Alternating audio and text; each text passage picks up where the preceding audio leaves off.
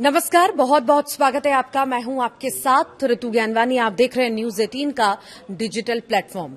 America और Iran के बीच जारी तनाव के बीच अब चीन की एंट्री से नया विवाद खड़ा हो चुका है।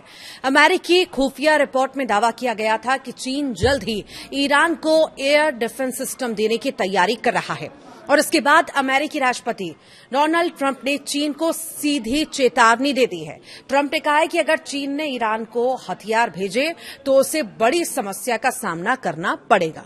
हालांकि उन्होंने ये नहीं बताया कि अमेरिका किस तरह की कार्रवाई करेगा, लेकिन उनका बयान साफ संकेत देता है कि अमेरिका नहीं चाहता कि ईरान को कोई हथियार मिले।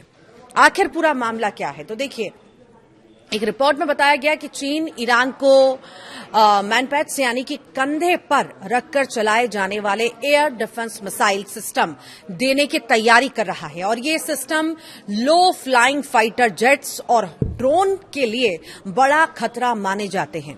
रिपोर्ट में यह भी कहा गया कि चीन इन हथियारों की सप्लाई सीधे नहीं बल्कि तीसरे देशों के जरिए करने की योजना बना रहा है ताकि उसका नाम न आए।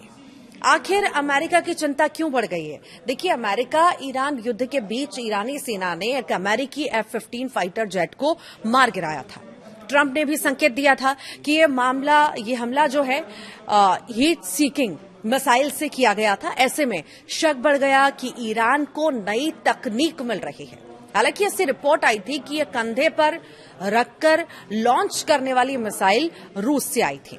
अगर चीन वाकई ऐसे सिस्टम देता है तो यह अमेरिका और उसके सहयोगियों के लिए बड़ा खतरा बन सकता है, खासकर तब जब पश्चिम एशिया में लगातार तनाव जारी है। आखिर इस पर चीन ने क्या प्रतिक्रिया दी है, क्या कहा है? तो देखिए, वॉशिंगटन स्थित चीनी दूतावास ने इन आरोपों को पूरी तरह से खारिज कर दिया है। चीन का कहना है कि उसने किसी भी पक्ष को हथियार नहीं दिए हैं और वो लगातार संघर्ष को खत्म करने की कोशिश कर रहा है। चीन ने अमेरिका पर बेबुनियाद आरोप लगाने और माहौल को भड़काने का आरोप भी लगाया है। अब एक्सपर्ट्स का मानना है कि चीन एक संतुलन बनाने की कोशिश कर रहा है। एक तरफ वो ईरान के साथ अपने आर्थिक और ऊर्जा संबंध बनाए रखना चाहता है, तो वहीं दूसरी तरफ वो खुलकर इस संघर्ष में शामिल नहीं होना चाहता।